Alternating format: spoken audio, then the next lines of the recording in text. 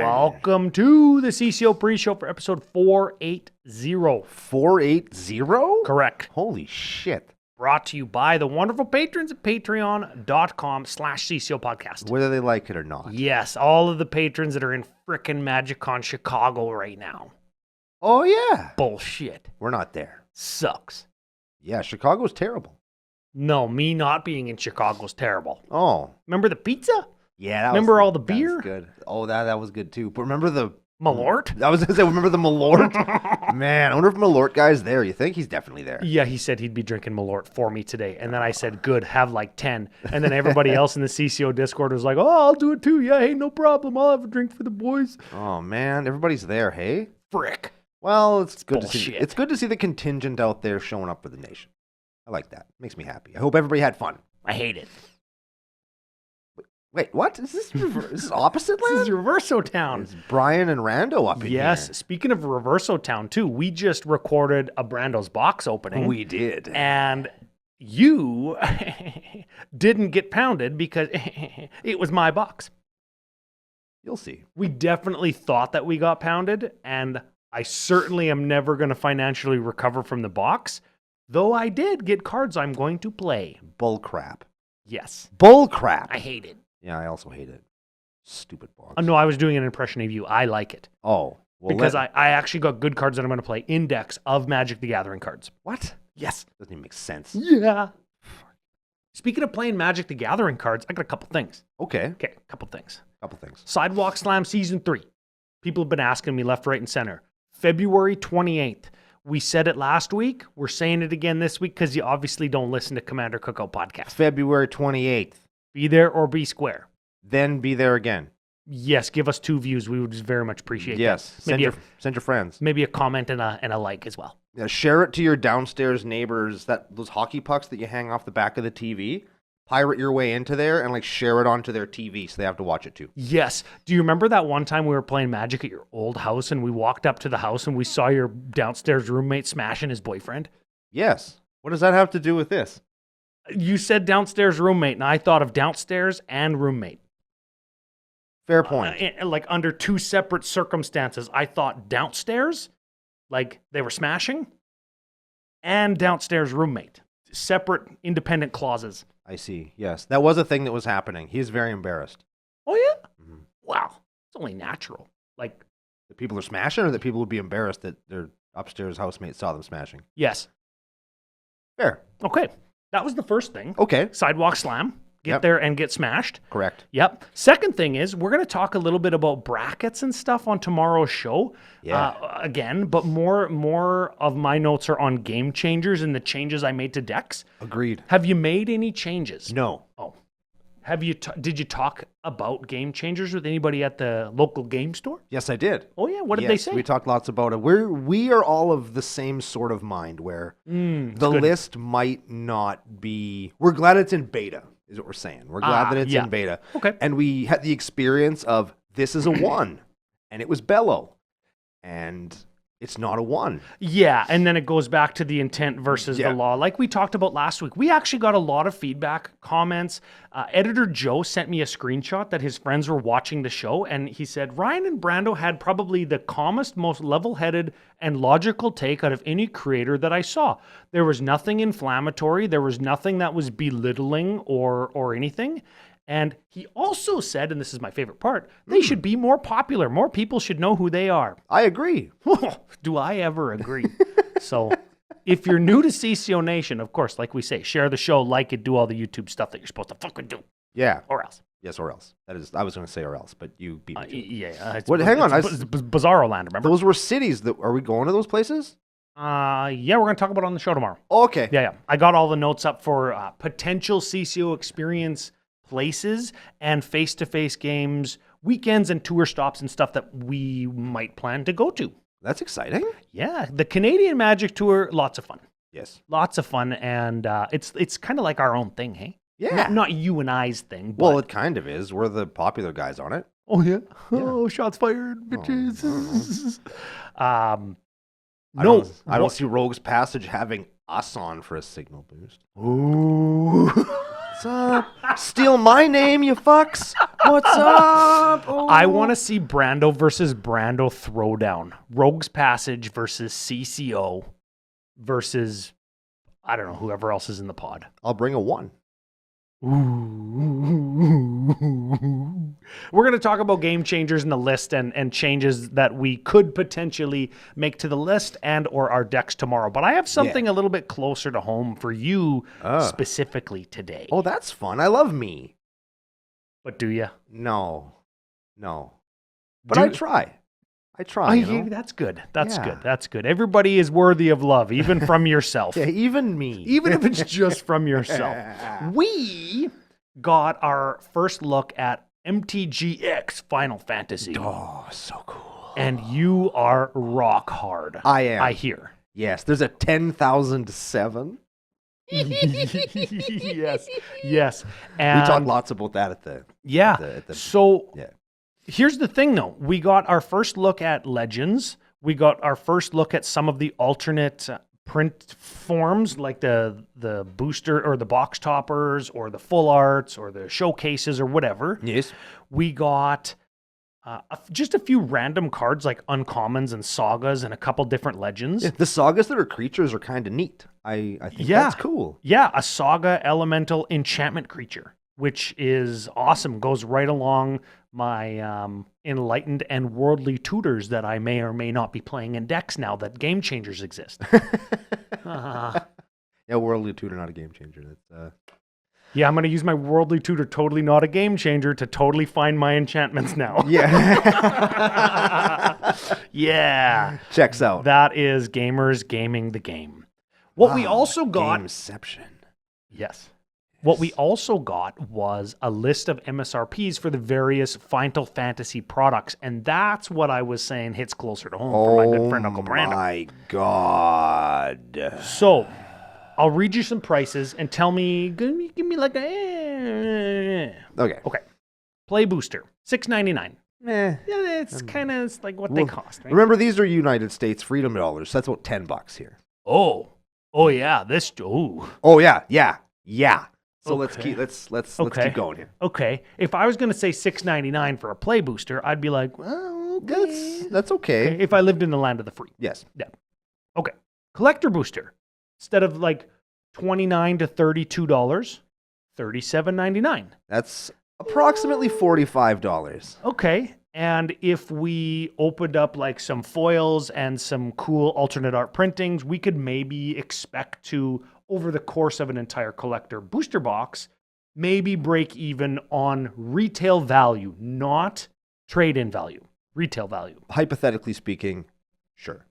And especially if the closest analog, and this is what's going to become important as we kind of explore this set more, our closest analog is the Lord of the Rings set, and we're about 18 months post that release. Yeah. And card prices from about the 12-month till now period of time have absolutely exploded. Yes. So I would expect sealed product for this 18 months post-release to also explode. Here's some MTG finance for everybody. Yeah. But also individual card prices, if you pre-order at these lower prices, to actually, in the long run, make you like financially on... You will never recover. You don't think? No. I think that you will. This is a standard set.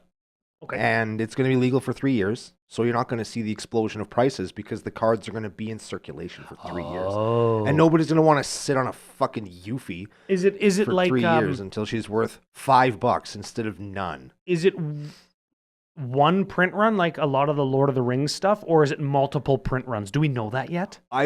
We don't know that yet. Okay. If I had to wager a guess or venture a guess, I would say that the collector runs are probably going to be one of. Yeah. And then you're just going to be able to get boxes for the rest of the time. And they'll probably do another run of Play the collector boosters, much in the same way that they did with Lord of the Rings with the holiday boosters. Oh, yeah. I'll bet you they'll do that again because that was a huge excitement generator for them. And the excitement that those generate now is to the tune of like $2,200 sealed booster packs, like $200 booster packs. That's crazy. And they're only about a year old or 14 months old for the collector holiday edition boosters specifically. Not that WotC sees any of that. That's all aftermarket stuff. Yes, and we have to remember that. Yes. And that's why I say if you buy at this MSRP, if there's no LGS tax on this, which there will be, there might be a little bit, and you might avoid it if you do pre-order, right? As sometimes you do. And over the course of a year, like if you're trying to collect, or if you collect sealed product, or even if you don't and you look at some of the prices, again, of the Lord of the Rings stuff, the showcase scrolls, the holiday edition stuff, the Hildebrandt stuff, some of that stuff has exploded in price. And if I had maybe like two of them, one was in a deck, I don't play the deck anymore and I offloaded it, right? Maybe. I paid $6 for a booster pack, but there was $100 card in there a year later. If those exist in this set, they probably will, but you never know. Yes. Right? Okay. Next one, Commander deck, $70. That's $100. Yes, and we've seen $100 pre-cons before multiple times at this point. Those were the ones where you had the good one was $100 and the rest of them were 60. Yes. Though that was the LGS tax. That was the fiendish markup so that people could get the deck that they wanted. Yeah. Or like what we saw in Aether Drift where everybody wants one. Yeah. And nobody wanted the other, so let's sell them as a 2-pack only for $200, splitting the cost of like averaging them out to this is what they both cost. Yeah. So maybe they'll see that again. I think we're getting 4 or 5 pre-cons. There's 4. 4 pre-cons. Yeah, there's a Final Fantasies 6, 7, 10, and I think 14 are represented in. I'm totally going to pretend I know what that means for the rest of my life. Sure. Numbered entries. It's not that hard. Come on, man. Yeah, but there's like 7 Final Fantasy 7s. Like which one? Or are they all the same? They're all the same. In which case, why are they all like... See,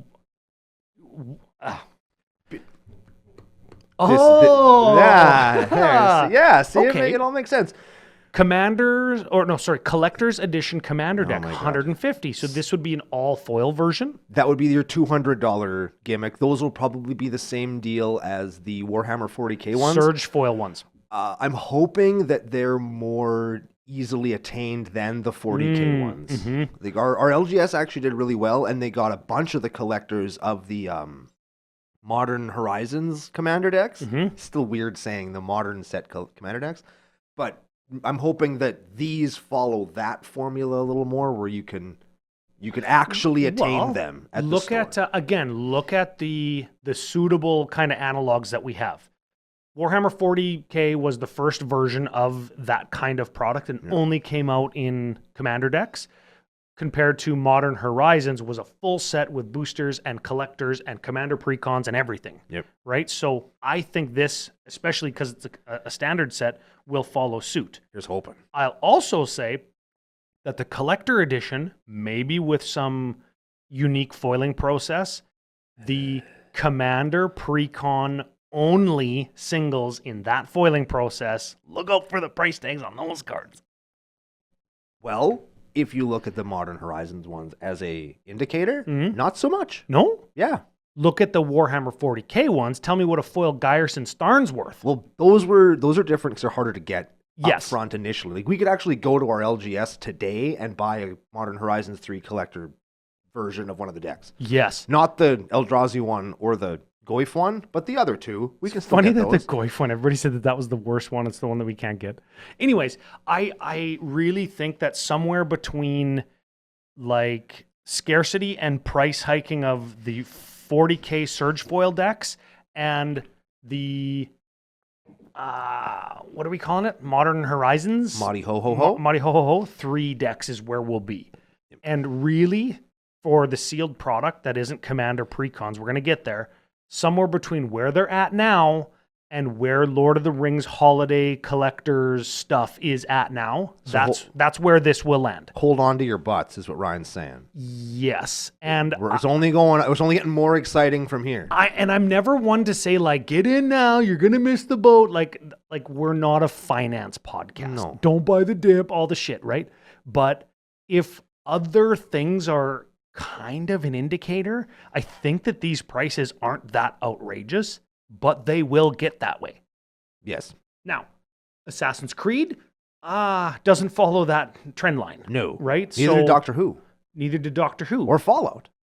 Well, Fallout kind of did. Fallout kind of did, yeah. But Fallout was again, very limited in where you could get it, when you could get it. I still barely ever see it. Like, unless we're at events, you just don't see it anywhere, right? Yeah. So scarcity might play a role in that one as well. Yeah. Next one here. Oh, and scarcity, I don't think, because this is a standard product, won't be an issue. Shouldn't be an issue, at least on boosters. Yes. At least on boosters. Yes. Okay, next one. Bundle, $70. Oh. That's $100. I don't think that that's outrageous. I think a regular bundle for us in Canada is like anywhere between $75 and $90. Yeah. And this one will be $100 to $105. Yeah. Like, that's more money. Of course it is. But it's like, I don't think that that's outrageous. Get your jumbo cactar. And here's the thing. A gift bundle, is that like a finish line bundle or an all will be bundle? Correct. The gift bundle, only $89. That's like $120. That's what those cost. That's what they cost anyway. Yeah, the bundles. I think and stuff, that's a good deal. The bundles and stuff are actually quite reasonable, strangely reasonable. And you're gonna get your Final Fantasy art lands in the bundles. You're gonna get your Final Fantasy dice for people who care about that. Yep. You're gonna get your Final Fantasy deck box for people who care about that. Like, this might be the way to go. Bundles? I think so. Actually, I was talking with the LGS guy yesterday. We'll just say it was yesterday to keep things current. And he said that what a couple people did with Aether Drift was, instead of buying boxes, they bought a not bundle worth, like the starter gimmicks, like that you buy, the pre-release kits. Pre-release kits, yeah. He bought a number of pre-release kits equal to what it would cost for a box, and you end up with getting 2 extra packs plus all those like guaranteed foil rares. Oh, you get the same number of packs because there's six packs. You get 2 more. Oh, there you go. And finally, we get a starter kit. I'm not 100% sure what that means. I think that's when I look at like the product page where it has like a picture of all of them, there's like a Cloud versus Sephiroth starter deck. Oh, yes. thing. Yeah, this is like the Aragorn and Arwen Wed versus Sauron, the Lidless Eye. Yeah. That's what those are. And yeah. we'll watch for the cards in there, because Sauron the Lidless Eye is a $30 card, and these bundles used to be $19. So it's like, right? I opened up a foil Sauron Lidless, a widescreen Sauron Lidless Eye in my collector box. Neat. Money. That's neat. Yeah, and I kill people with it because I'm the bad guy. Yeah, so, man, some things now. Prices aside, I'm super pumped for this Yes. set. I'm going to say it now so I can get it out of the way. I'm a little sad that the Final Fantasy VI themed commander deck is Mardu colors, because I don't really like to play Mardu, and I'm going to have to, because that's the one that I want. That's the one that they printed and said, we can do whatever we want and Brando will buy it. And they're right. And here we are. You're a freaking nerd. I'm a nerd. And they got me. They picked my thing. You love Final Fantasy, and you love that character. I know, because I painted her on a land for you one time. You did. And you're like, I'm going to play this deck even though I don't like it. And I think it costs too much, but I don't care, because I'm financially irresponsible, because I'm addicted to cardboard crack, because I'm a fucking nerd. Exactly. So they figured out the formula. They figured out the formula how to make at least me spend some money. Damn it. Well, I just have to get some. Money, yes. Yes. Very cool. Well, hey, listen, when you look at the price of a collector booster, and it's going to be $500, I don't like that. No. But when I look at a gift bundle or a regular bundle and say, hey, this is an okay amount of Magic product to get and buy, and I get a box to bring to the LGS with my decks in it, because I still do that because I'm a fucking nerd, for like $80 or $100, I'm like, hey, that's not that bad. Yeah. If it's just about opening sheer number of packs too, you get like 8 in a bundle, and you get only 12 in a collector. Yeah. Right? So it's like, I don't know. But think of the excitement. I know. Think of the excitement. Borderless Tonberry King, baby. I know you don't know what that is, but it's going to be so cool. Also, I didn't even know Cactar was from Final Fantasy. Oh, you fucking guy. I know, I'm such a loser. Man, you suck. I know. Man, the only thing that could have made that card more flavorfully awesome is if he had that thing where it can't be blocked by creatures without flying or something. If he had some kind of evasion too, because Cactars, very rare to find, very difficult to physically hit with your sword. Oh. Because they're speedy and they're moving all around. I like something like 100-handed one. If he's monstrous, you can block 99 extra creatures. Yes. Cactar, if he's got his plus 9,999, because we're playing Yu-Gi-Oh, he can, I don't know, block that many creatures, or he can block 1,000 creatures or something. I don't know. 10,000. 10,000 creatures. Sure. 10,000 needles, man. That's his move. Jumbo Cactar, he's got his sort of little. Gary knows what I'm talking about. 10,000 needles. That sounds like when I'm. He pops out of the ground and he goes like this, and a bunch of needles shoot out of him, and they all hit you for 1 damage, but there's 10,000 of them. Oh. And then your guy dies. I was gonna make a sex joke about myself. Why? What he said. But you'd only be sitting on one. Very small one. Not like finding a needle in a haystack. Also, like when I cover up with blankets. I'm going to go. I'm really sweaty. The furnace was on. We've got episode 480 to talk about, brackets, and some future CCO experiences that I'm excited about. Ooh. Hit our theme song. Brr, brr. Brr.